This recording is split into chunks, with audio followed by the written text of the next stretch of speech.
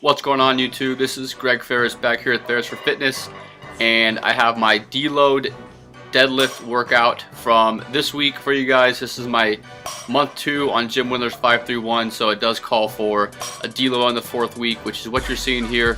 My final 5-rep set of my deload. Obviously pretty light, but I do go through all the deloads, and like I've said in my previous videos, I then go on to a little bit more higher intensity assistance work. I still keep that in as is, and then like I said in, I think another of my videos, that every 12th week or after every 12th week I'm just going to take a complete week off from the gym as opposed to deload the assistance work. So you see here, these are sumo deadlifts. I do those for my let's say like kind of the boring but big protocol, so about 3 to 5 sets. And since today is my hypertrophy day, also my deload week, I touched a little bit higher rep ranges. I was touching the goal was 8 to 12 today. I think my heaviest set was only a 10 rep set. So I started off pretty light. I've only been doing sumos for, this is the 4th workout, so I'm definitely trying to perfect the form as opposed to moving weight, you know, with any exercise really.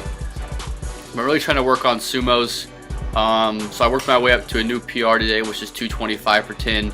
You know, nothing to really brag about, but like I said, it's definitely something I'm learning on. I'm really enjoying. I'm really trying to bring up my glutes and hamstrings. I'm trying to bring up everything, of course, but we all kind of have our weak spots, and as far as my legs go, my quads are a lot more developed than my glutes and hams, so I give a little bit more volume, a little bit more specialization to my glutes and hams. I also do hit legs twice a week, which I recommend for most people, and I do have a squat day and a deadlift day, and then the assistance work kind of fits its way in. The squat days are a little bit more quad dominant, and then the deadlift days are a little bit more hamstring dominant. You don't have to do them that way, and I still perform some quad stuff on deadlift day and some hamstring stuff on squat day, but the point is that one's a little more emphasized than the other, and you'll see that with kind of all the assistance work I did today. So I definitely feel these isolate my glutes and hamstrings slightly, a little bit more than conventional deadlifts. That's why I really like them for the boring but big. So this is my final set here at 225. 10 reps is pretty difficult, but I pushed through it. I had a little bit extra food in me from Thanksgiving, so I had a pretty great workout. I went through 5 sets of sumos, and then 3 sets of leg press, and I was spent. I was gonna do quite more volume than I ended up doing today, but I just kind of went with how I felt after the leg press. Ended up doing, I believe, 4 sets of lying leg curls and 4 sets of leg extensions, and called it a day. I was thinking about doing some walking lunges. We don't really have anything at this gym for calves, so I was just kind of SOL on that. But I was thinking about doing some walking lunges. I like to get some isolateral work on leg days, such as like on my squat days I do split squats sometimes, or a walking lunge. We also have a glute ham machine here, so I like to utilize that as often as I can, but I was kind of spent after leg press, so I just kind of went with the flow today. Had a great workout. So this is my only set I filmed of leg press. This was pretty light. It was my first set. I'm not really too familiar with this particular leg press, so it's hard to pick a given weight that fits me, but I made it work. I touched the higher rep ranges. I've really been liking the higher rep range leg press lately. Saves my knees, but I feel like I can still get a pretty good utilization from them. I don't really feel a specialized spot. You know, they hurt quads, glutes, hams. It's a really great exercise. I think a lot of people have the stigma that you have to squat, or some people love leg press instead, so I'm kind of moderate in between. I use them both. I usually use leg press or a hack squat as my main quad movement on deadlift day. So, and then I just have 1 set here of lying leg curls. I believe this was my last set. Yeah, I performed 4 sets of lying leg curls and also 4 sets of leg extensions. Those are definitely the isolation movements that I use today. Typical isolation movements, or sometimes I'll do a seated instead of lying leg curl, just to work the hamstring a little differently. But this is like a bread and butter hamstring movement for me. I've always performed this. It's really hard to mess this up. You feel a great mind to muscle connection in your hamstrings here. So I think with your muscle groups that you really have trouble with building, so like my chest and my hamstrings, for me it's really important to get that mind muscle connection, also focusing on progressive overload, of course. So that was the workout, guys. Didn't get the leg extensions, but here's the complete workout for you guys.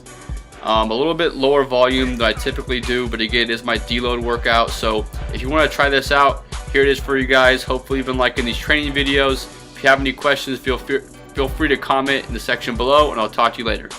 What's going on, guys? Greg Ferris back here at Ferris for Fitness. Hopefully you just checked out my deload deadlift workout. I had a lower body workout today. Wasn't too high volume, but I did the sumo deadlifts, leg press, lying leg curl, and also leg extension.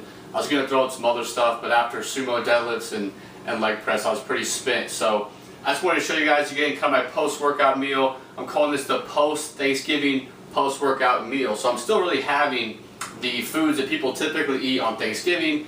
Yesterday I didn't count macros. You know, I'm as serious as anybody when it comes to my goals, but there comes to a point where it's just like, you know, you need to just have some time with your family, sit down, enjoy a meal, not think about how many grams of this or that or whatever. Just try not to go too overboard, right? That's the only goal with Thanksgiving and Christmas. Those are the 2 days I don't count macros. So if I can count macros 99% of the time, I think I'll be fine. But today, I'm pretty much eating the same food for the most part. The difference is the quantities, right? So what I have here is just 8 ounces of white turkey. Again, the point of this is really the foods that we consume on Thanksgiving, for the most part, really aren't that bad as far as the macro profile. It's really the quantities we consume them in. You know, some things like, I got a pumpkin pie over here, some cinnamon rolls, we made some cookies, and you know, the potatoes may have extra butter in it and stuff like that. But for the most part, probably a good 3/4 of the food on the table is probably stuff that you could fit in your everyday diet. So that's what I wanted to show with this video. So I had 8 ounces of the white turkey, which is pretty much just kind of high in fat, a few grams. I think it's about 7 or 8 grams. And then it's really high in protein, of course, about 50 or 60 grams there. Again, I'll have the specific macros on the screen. Then I have 1 cup of green beans. You know, that's a typical Thanksgiving side dish. Can't go wrong there. 1 cup of stuffing, which is just primarily a high carbohydrate source. And then just 1/4 cup of mashed potatoes. Again, I weighed all this stuff out, measured it all out. It's probably not going to be specific because I didn't actually cook the food, but I'm getting a good idea of how it's fitting into my macro goals and whatnot. So that's the meal, guys. I'm also just going to have a Diet Coke. I really haven't had much to eat today. I've only had 2 meals today, and there was 2 shakes. So that's what I want to talk about next. This is the Muscle Farm Combat Powder. It's a blended protein, so be on the lookout. I will have a review up on this hopefully pretty soon. Chocolate peanut butter. I can already tell you guys it's a great taste. I wanted to try this for a while. And last thing I want to tell you guys about is I am now offering coaching services. So maybe you're trying to do, you know, competition season's kind of over, but even if you're trying to, you know, lose weight, gain weight, bulk up, whatever your goal is, and then when competition season kind of runs around again, you know, I even have some people kind of getting ready for shows in April. So if you're looking for a pre-contest coach, a general coach to help you with nutrition, training, whatever, you can hit me up on my Ferris for Fitness page. Just send me a message. You can also send me a message on YouTube if you're interested in my rates. Very fair price. I like to help people out, and I think if you talk to some people that I'm working with right now, I do offer a pretty favorable package for the price. So check that out if you'd like. You can also hit me up at Greg, G-R-E-G, the number 32 Ferris, F-A-R-R-I-S, at gmail.com. That's Greg, 32 Ferris at gmail.com if you're interested in the coaching services. Just want to throw that out there, guys. So this is the meal. Thank you guys for the support on my last video. It's really cool to see some people, you know, when I do put out these videos, for people to be like, oh, that's really cool, and it keeps me motivated to keep making these videos and whatnot, guys. So hopefully you like this meal example of my training today. Be on the lookout for the Muscle Farm review. And until then, guys, happy Thanksgiving to all my American viewers. If you're not American, you probably think we're all just gluttons because all we do is eat a bunch of food and go Black Friday shopping. So I'm sorry about that. But happy Thanksgiving to everyone in America. And that's it, guys. So take care.